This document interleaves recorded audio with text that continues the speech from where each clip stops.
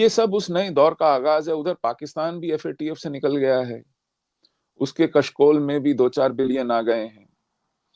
वहां पर भी अब एक सरकार चल रही है, वहां पे भी इंतखाबात किसी तरह निपटा दिए गए हैं। एक सिविलियन गवर्नमेंट आ गई है, वो जो अफरा तफरी थी वो थोड़ी कम हो गई है। तो ये सारी चीजें जिहाद के लिए खुशगवार हैं और इसलिए उन्होंने अपनी मौजूदगी का एहसास कराना शुरू कर दिया। ये लोग कहीं गए नहीं थे। नमस्कार, आप देख रहे हैं एयर न्यूज। अक्सर विवादों में रहने वाली अरुंधति रॉय की मुश्किलें बढ़ गई है। अपने पुराने बयान की वजह से इनके ऊपर मुकदमा चलाने की मंजूरी दे दी गई है। दरअसल ये मामला 14 साल पुराना है।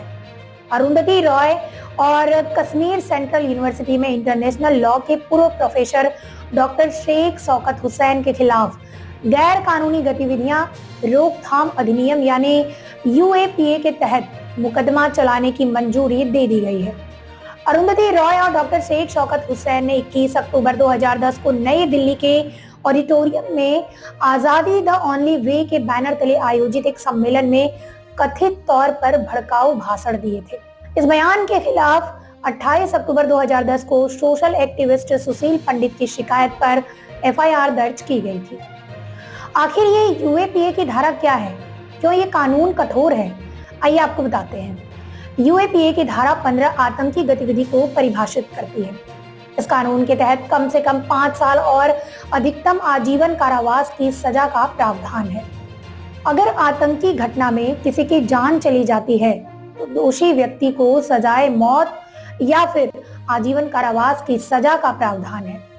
अगर कोई भी व्यक्ति आतंक फैलाने के मकसद से देश की अखंडता, एकता, सुरक्षा और संप्रभुता को खंडित करने की कोशिश करता है या फिर देश या देश के बाहर भारतीयों के साथ आतंकी घटना की कोशिश करता है तो वह यूएपीए कानून के दायरे में आएगा।